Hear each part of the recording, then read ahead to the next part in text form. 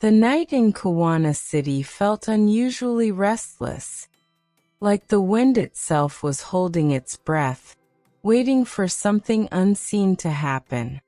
Neon purple and amber lights shimmered across the glass of tall buildings, casting shifting shadows on the narrow streets below. In one of those old alleys, Nayo stood wiping his paint-stained loose jacket, droplets of color still sliding off his dreadlocks. His almond-shaped dark eyes stayed fixed on the mural ahead. Never toward the camera, never toward the streets. "Nia, did you hear?" he asked, a faint frown crossing his sharp cheekbones. Nia, adjusting the tiny colorful beads in her curls, leaned forward while her soft rhythm played. Her gaze drifted toward the skyline, a calm smile resting on her lips. "Hear what?" In a quiet voice, Nayo said. "Bob, he's roaming around the city pretending to be a woman." Nia instantly turned off her music pad. A Kiwana prank? Or something new? Aru, standing a little distance away, tightened his denim jacket. His camera hung from his neck. His deep, curious eyes wandered across the surroundings as always. Slowly stepping forward, he asked, "Nayo, are you sure? The city's been acting strange tonight. Everything feels upside down." Suddenly, from behind them, a sharp, high-pitched scream echoed, neither fully male nor fully female. All three froze. A harsh gust of wind swept through the alley, tugging at their clothes like the city itself was whispering a secret. Nia narrowed her eyes. That could be Bob, or something pretending to be him.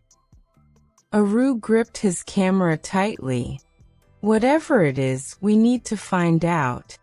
Kiwana City never goes silent like this, not without a reason."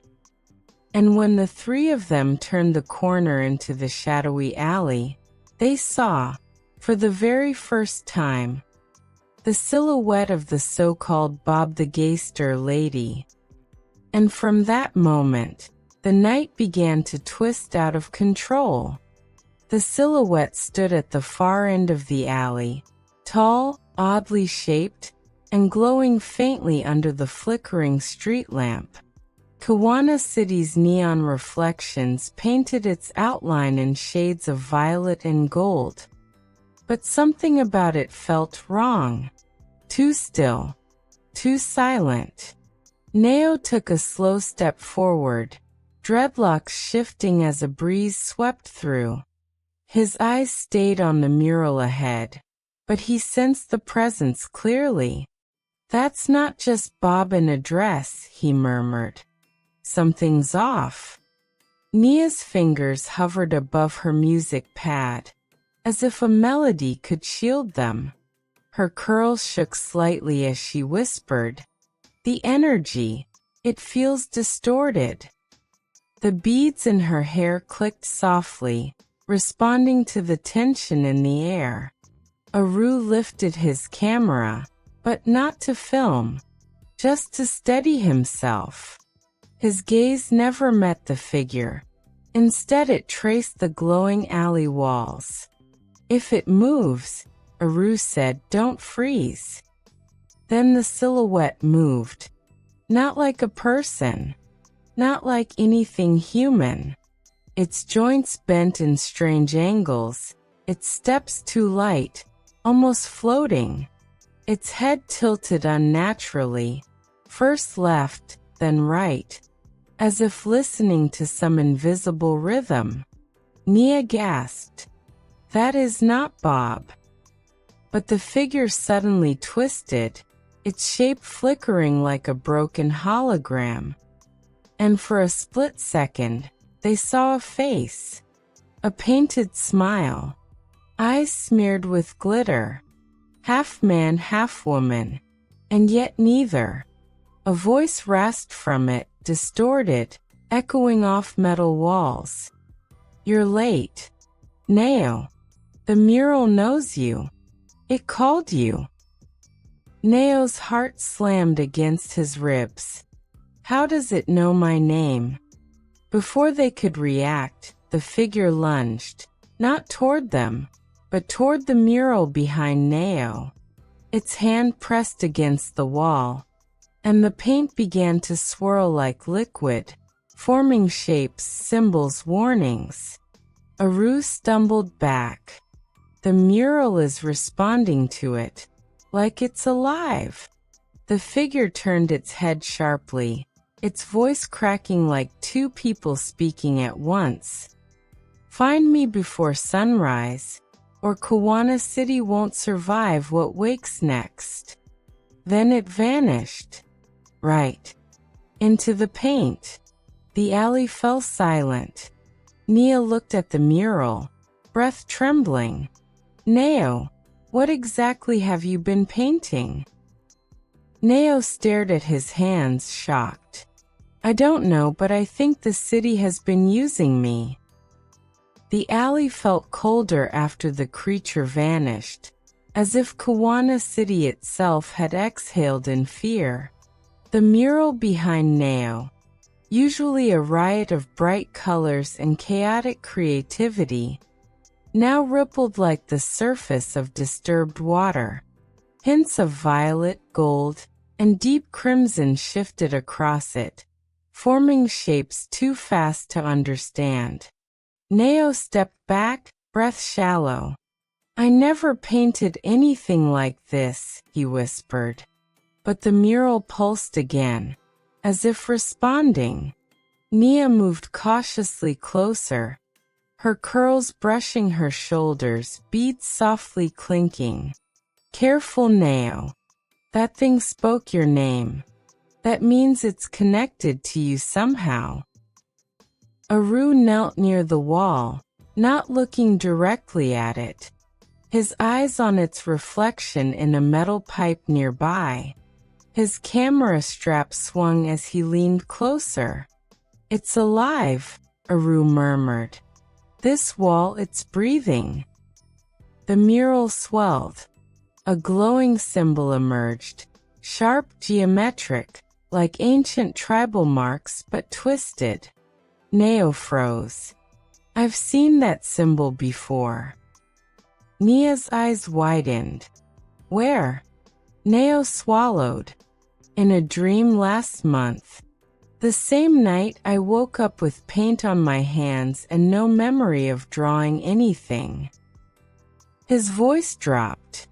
And that dream also had a voice calling me, saying Kiwana City wasn't safe. The mural flickered violently, and the creature's distorted voice echoed from within it. Sunrise, hurry! The city will split. A shockwave burst from the wall. Lights on nearby rooftops flickered. The ground trembled. Aru grabbed Nia's arm. We need to move. Nayo's eyes stayed on the swirling colors. No. I think it wants to show us something. He extended his hand, hesitant, shaking, and touched the mural. Instantly, images flashed into his mind, a city in flames, shadows crawling across rooftops, a figure shifting between man and woman, laughing and crying at the same time. And behind it all, a massive shape rising from beneath Kiwana City. Nayo tore his hand back, gasping. It's not just Bob, he said, voice breaking. Something else is waking up. Something ancient. Nia whispered, fear choking her breath. And that thing used Bob as a mask? Aru backed up, gripping his camera like a lifeline. So what do we do now? Nayo looked down the neon-lit street, dread tightening his chest. We find Bob, he said, before the city tears itself apart.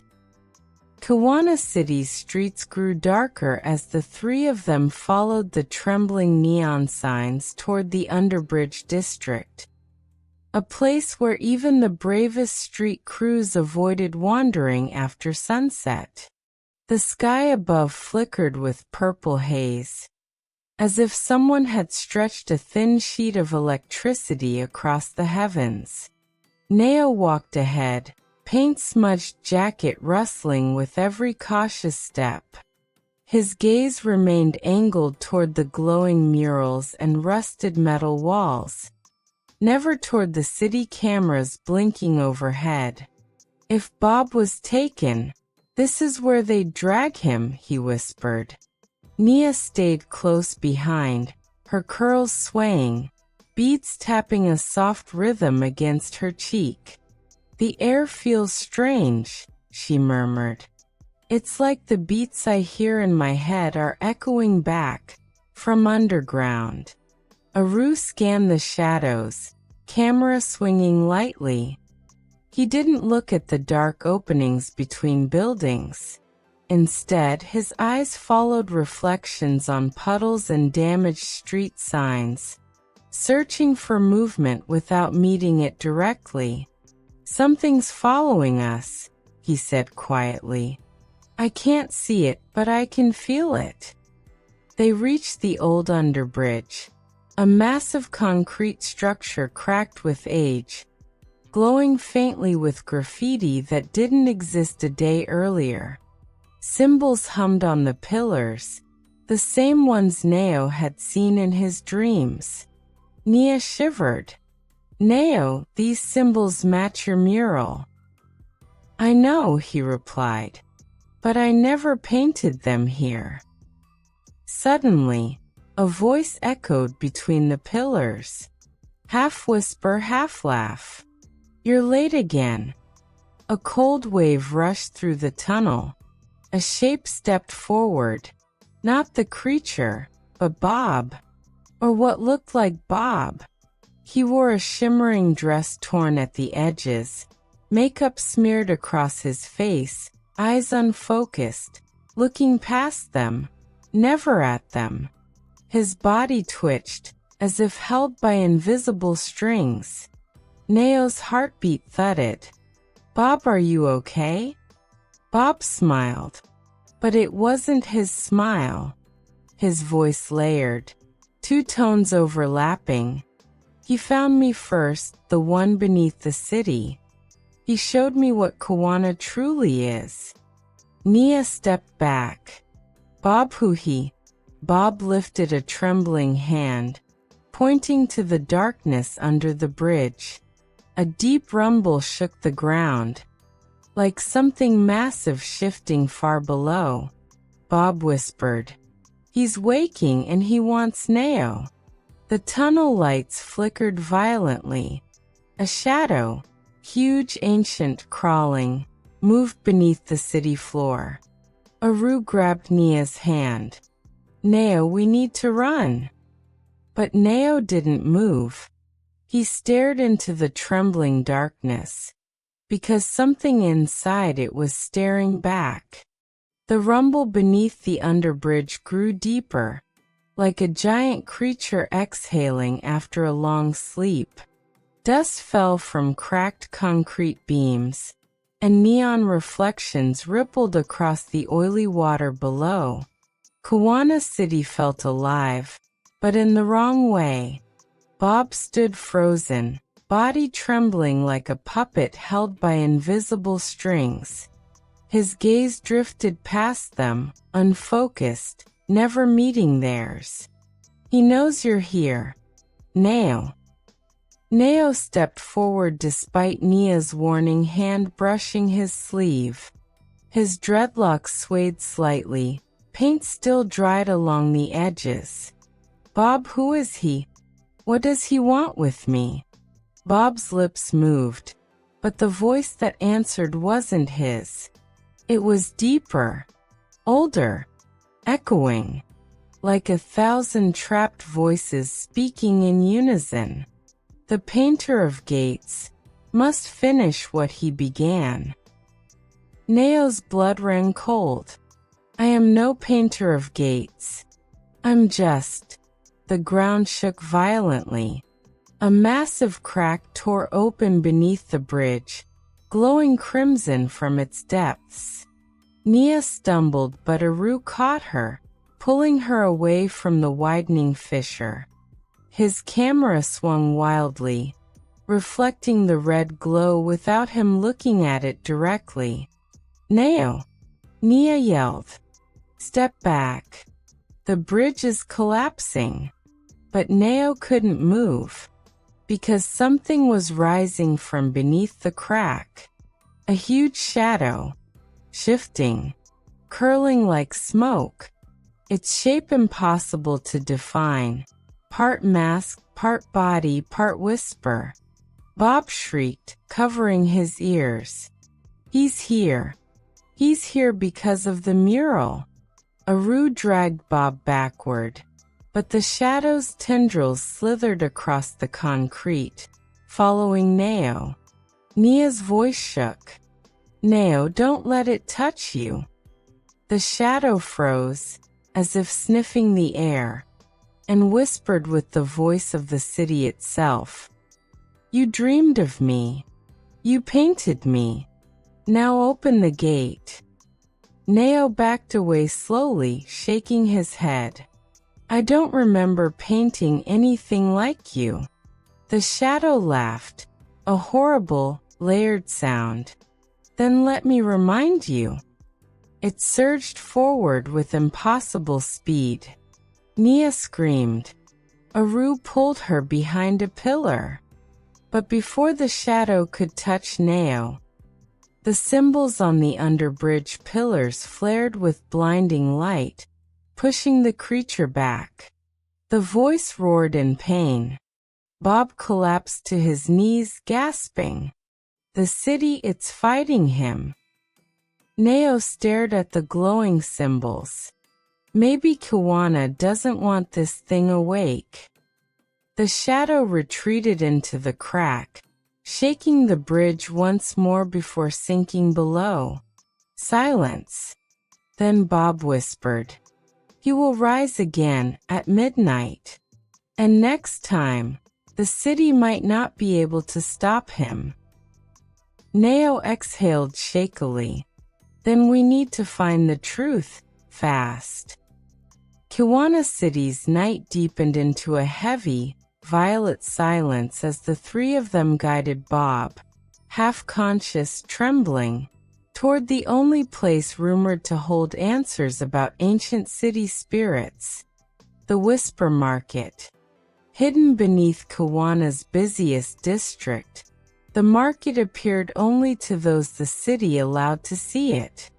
And tonight, the city seemed desperate. Nayo led the way, his jacket brushing against broken neon signage as he walked. His gaze remained angled to the walls and alleys, never toward the surveillance lenses blinking above. I've heard stories, he muttered. Old artists used to talk about a place where the city kept its secrets. Nia walked close, one hand on her music pad, curls swaying as she listened to the strange hum in the air. The rhythm is changing, she whispered. Kiwana's heartbeat, it's uneven. Aru, camera hanging loosely, scanned reflections on metal shutters and puddles rather than the shadows themselves. I don't like this, he said quietly. Last time the city changed its beat, the East Tower collapsed.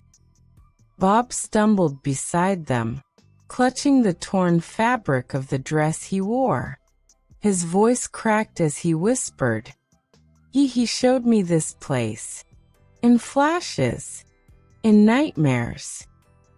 They reached a rusted staircase leading underground. As they descended, warm golden light flickered below, like lanterns burning behind curtains. They stepped into the Whisper Market. It was alive. Dozens of murals lined the underground walls, But they moved, shifting scenes, changing colors, whispering stories in soft echoes. Vendors with painted faces sold jars of trapped light, floating stones, and scrolls that unread themselves when touched. Nia gasped, "This is beautiful."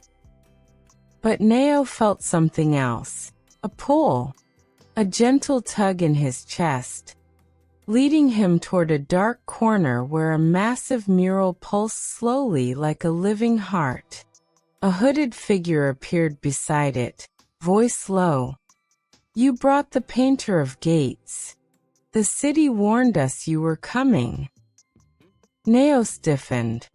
"I don't know what that means." The hooded figure lifted a hand, revealing fingertips stained with ancient pigments. "It means the creature beneath Kiwana cannot rise without you." Aru Tenset. "Why Nayo? Why him?"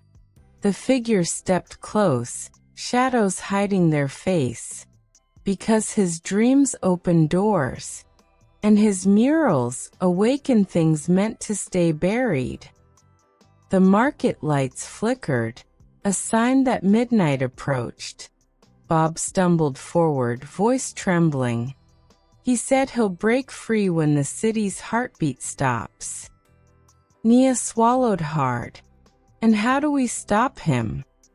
The hooded figure whispered. "You can't stop him, but you can choose which gate he walks through." Before they could ask more, a thunderous roar echoed from above. The city shook. The heartbeat faltered. Midnight had begun. The streets above Kiwana City trembled as if the city itself had shivered awake. Neon lights flickered violently, casting jagged reflections on rain-slicked asphalt. Nayo, Nia, and Aru raced up from the Whisper Market, Bob stumbling behind them, still half lost in his own panic. Nayo's eyes never looked directly at the chaos. He focused on the shadows cast by the broken signs, the reflections of alley walls, searching for the pulse of the city. "This is it," he said, voice low but steady. "Midnight, the creature's strongest hour." Nia's curls bounced with every step as she clutched her music pad. The beats she heard were no longer hers. They throbbed like the city's heartbeat, uneven, urgent. "Every street, every wall, it's alive tonight," she whispered. Aru's camera swung lightly, catching reflections in puddles and metal surfaces, never the creature itself. "I can feel it moving under the city. Whatever it is, it's rising fast." Suddenly, a violent tremor shook the streets. Cars rattled. Shop shutters slammed. The group froze, hearts pounding. From a cracked manhole nearby, a shadow surged upward, twisting, morphing, half mist, half flesh, moving like liquid darkness.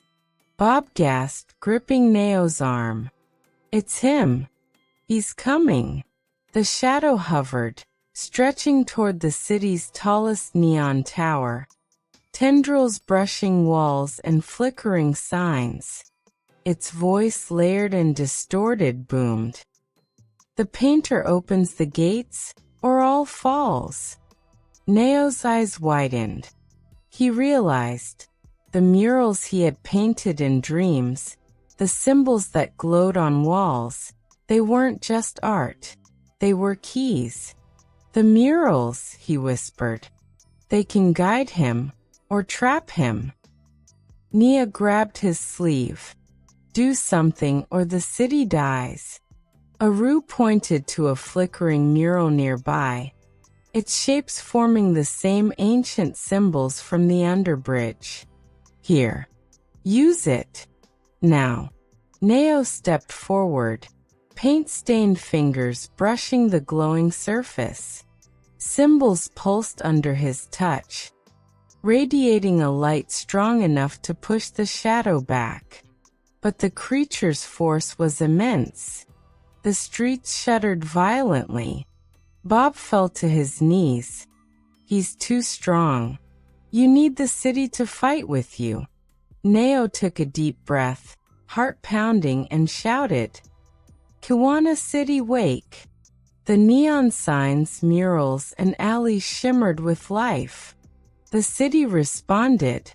For the first time, the creature paused, its shadow faltering against the combined energy of Nayo's murals and the awakened city. The battle had begun, and midnight was only the start. The neon lights of Kiwana City pulsed like a living heartbeat, responding to Nayo's touch on the glowing mural. The streets vibrated, shadows stretching and curling like living smoke. The creature from beneath the underbridge recoiled, its form twisting and writhing with rage. Nayo's paint-stained fingers glowed against the mural. His almond-shaped eyes, never looking at the chaos directly, scanned the city, calculating, searching for the murals he had painted in hidden alleys. It's listening. It can sense the murals, he muttered. Nia's curls bounced as she stepped closer, beads clinking softly. She adjusted her music pad, sending a ripple of sound through the streets. The city seemed to respond, streetlights flickering in rhythm, buildings vibrating with a low hum. The city is alive, Nayo. It's helping, she whispered. A ruse camera swung across reflections in broken windows and puddles, documenting without focusing directly on the creature. It's massive, but it's weakening, he said. Bob trembled nearby, still in the shimmering dress, watching the shadows flinch from the glowing murals. It can't handle this. Nayo, keep going. The shadow surged forward, but each time it approached a mural, it recoiled as if burned. Its layered, distorted voice boomed. The painter cannot bind me forever. The city will fall. Nayo moved quickly, tracing lines on murals across rooftops, walls, and street corners. Symbols he had never fully understood now shone brightly under his touch. With each stroke, the creature faltered more, its shadow melting back toward the fissures in the streets. Nia's music blended with the city's pulse, creating a rhythm so pure and strong that the neon lights vibrated in harmony. She smiled faintly, beads jingling, feeling the power of the city flow through her. Aru steadied the camera, capturing the battle without looking at it directly. We're holding it, but for how long? The creature shrieked, a horrifying sound that echoed through alleys and skyscrapers alike. Its black mass flickered with cracks of red and gold as it tried to resist the city's will. Nayo planted his last touch on the biggest mural, the one on the east tower, glowing under the neon sky. The creature froze, its tendrils twitching, unable to move against the united force of the city. Bob whispered, voice trembling. It's trapped for now. The city exhaled in silent relief, lights dimming to normal neon glow. But the fissures in the streets still glimmered, a warning. The creature was not gone. Nayo clenched his fists. This isn't over. Not yet. The city seemed calm, too calm. Neon lights reflected softly off wet asphalt, and Kiwana's alleys hummed with the faint heartbeat of life. But Nayo, Nia, and Aru knew better. The creature had been pushed back, not destroyed. Its presence lingered beneath the streets, growing angrier, waiting. Nayo walked along a deserted rooftop, dreadlocks brushing against his paint-stained jacket. His almond-shaped eyes never looked at the city lights directly, instead scanning shadows and glowing murals. "It's planning something," he muttered. "The creature, it's smart." Nia adjusted her curls, beads softly chiming. Her calm smile was gone, replaced by a focused determination. "Every time we fight it, it learns," she whispered. "We have to be ready, and we need more than murals." Aru, camera hanging loosely, followed them along the rooftop edge, never looking at the chaos directly. "The fissures beneath the city are spreading," he said, voice tight. "If it returns tonight, half the districts could collapse."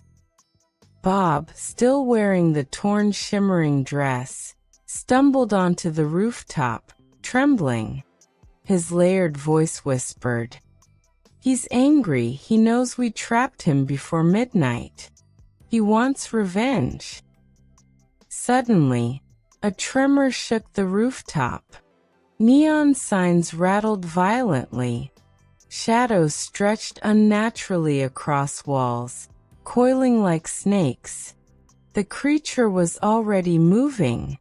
Nayo stepped forward, placing his hand on a mural carved into the building wall. Symbols glowed brightly, but the creature seemed to anticipate every move. Its voice echoed from beneath the streets. "You cannot hold me. I am the pulse of Kiwana." Nia raised her music pad, sending vibrations into the streets below. The murals pulsed in response, keeping the shadow at bay for a moment. But from a dark alley, a smaller shadow lunged, faster than the eye could follow. It wrapped around one of the glowing murals, black tendrils cutting through the light. Aru grabbed Bob's arm. "Run. Now." Nayo's eyes narrowed. His hand hovered over another mural. He whispered, "I won't let it take the city or Bob." The creature's voice split into hundreds of whispers, echoing from every alley, rooftop, and wall. "This city belongs to me, and I will have it."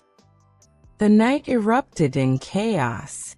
Neon lights flickered, murals glowed, and the creature began its revenge. Kiwana City groaned under the weight of the creature's fury. Neon lights flickered violently, their purple and amber glow fractured across cracked glass and wet asphalt. The shadows surged through the streets, twisting alleyways and bending walls as if the city itself were melting. Nayo ran ahead, paint-stained jacket brushing against neon-lit pipes. His almond-shaped eyes never met the chaos directly. They darted to murals, walls, and reflections, searching for weak points to trap the creature. "It's stronger than before," he muttered. "Every mural we painted is being tested." Nia's curls bounced as she ran beside him, beads jingling softly. Her music pad emitted pulsing vibrations, blending with the city's heartbeat, trying to hold the shadow at bay. "It's responding to every rhythm we create," she said, voice tense. "We need to synchronize the city's energy now." Aru followed, camera swinging loosely, never looking at the shadow directly, only tracking reflections in puddles and metal. "The East Tower is about to collapse," he warned. "If it falls, the creature gains power from the chaos." Bob, trembling in the torn shimmering dress, struggled to keep up. his layered voice whispered. He knows Nayo is the key. He'll go straight for him. The creature struck a pillar of the east tower, tendrils of shadow lashing out, shredding murals, twisting symbols, and swallowing neon light. The roar echoed across rooftops, a sound that made the city tremble in fear. Nayo leaped onto a broken ledge, hand extended toward a glowing mural. Symbols shimmered under his touch. He whispered, "City, fight with me." The murals across streets and rooftops pulsed violently, resonating with Nia's music. The shadow screamed, its layered voice splitting into thousands of echoes.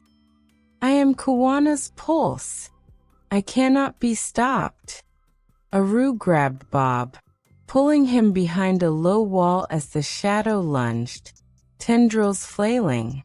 But the murals pushed it back, forcing it toward the city's fissures. Nayo's fingers traced one final symbol across the largest mural on the east tower. Neon light burst like a heartbeat, radiating across every street, every wall, every reflection. The creature shrieked, thrashing violently, then retreated into the depths below, black tendrils snapping and curling in defeat. For now, breathless, Nayo stepped back, sweat and paint on his face. "This isn't over, but we've held it back tonight." Bob collapsed beside him, trembling. "And next time, it won't be alone." The first light of dawn barely touched Kiwana City, but the neon glow of the streets still fought to pierce the violet haze. Nayo, Nia, Aru, and Bob stood atop the east tower, overlooking the fissures that had opened during the creature's attacks. The city hummed like a heartbeat, uneasy and uncertain. Nayo's almond-shaped eyes never met the city directly. They scanned every mural, every shadow, every reflection. His paint-stained fingers itched to reach out to the murals below. "This is it," he said, voice low. "The final gate. The one that leads to the heart of the city." Nia adjusted her curls, beads chiming softly. She connected her music pad to the city's pulse, sending waves of rhythm across the streets. "We have to synchronize every mural, every street beat, or he'll break through completely." Aru's camera hung from his neck, swinging gently. He scanned the street's reflections, catching glimpses of flickering shadows moving faster than the eye could track. "He's learning. Every move we make he adapts," he said quietly. Bob, in his shimmering torn dress, trembled, voice layered and distorted. He's coming through the gate. He knows Nayo will open it. He's been waiting." Suddenly, the fissures pulsed violently. From the depths below, the shadow surged upward, twisting impossibly, black tendrils lashing across the streets like living darkness. Its voice, layered with hundreds of echoes, screamed, "I am Kiwana's pulse, and I will reclaim it." Nayo leaped onto the ledge, reaching for the largest mural on the east tower. Symbols glowed under his touch, radiating through every alley, rooftop, and reflection. "City, fight with me," he shouted. Nia's music joined the mural's glow, sending a synchronized rhythm through the city. Aru guided Bob to safety behind a nearby wall. The shadow lunged, faster than the eye could follow, but the murals blazed brighter, forming a barrier, forcing the creature's tendrils into the fissures. For a moment, silence fell. The creature hovered, massive, pulsing, waiting, testing. Then, in a final roar that split the sky, it surged one last time toward Nayo. The East Tower's mural flared violently, light wrapping around the shadow, pulling it into the heart of the city's pulse. Breathless, Nayo stepped back, sweat mixing with paint. The city trembled, but the fissures glowed peacefully once more. Bob whispered, voice soft and layered. It's trapped, but we've only delayed him. The final gate will open again. Nayo clenched his fists, eyes scanning the horizon. And when it does, we'll be ready. Kiwana City trembled under the violet sky, neon lights fracturing across cracked asphalt and puddles.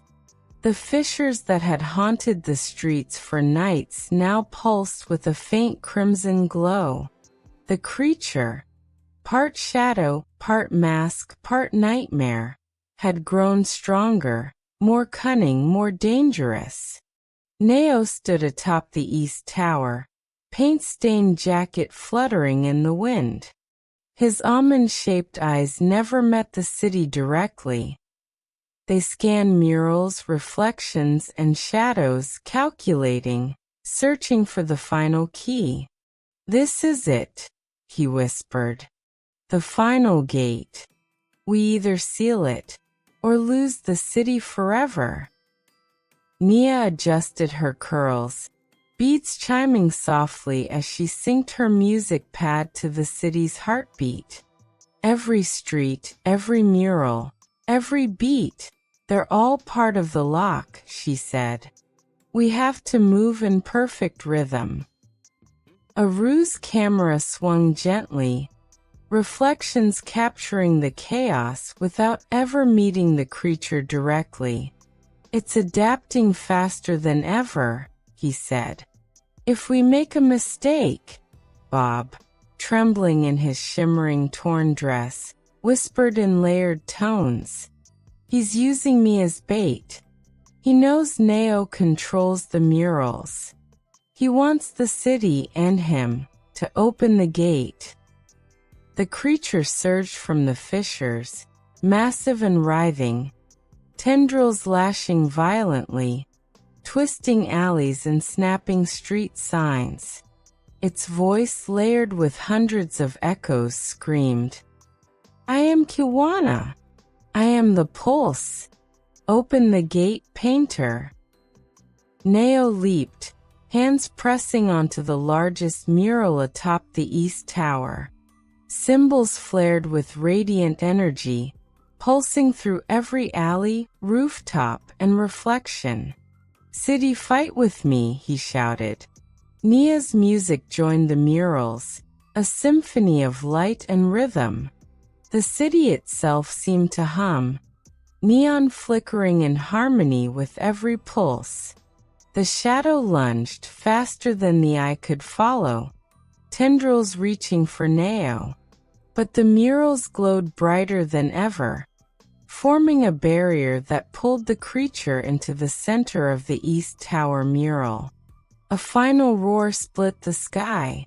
The creature twisted, shrieked, and vanished into the light, leaving only echoes of its layered voice. This is not the end. The gates will open again. The city exhaled. Neon lights steadied. Fissures dimmed, murmuring softly as though healing. Nayo stepped back, sweat and paint on his face. Almond-shaped eyes scanning the horizon, he whispered, We've won tonight, but the city will always have secrets. And when the gates awaken again, we'll be ready. Bob, trembling, smiled faintly. For now, Kiwana sleeps. Aru adjusted his camera, capturing the city alive, glowing, and victorious for now.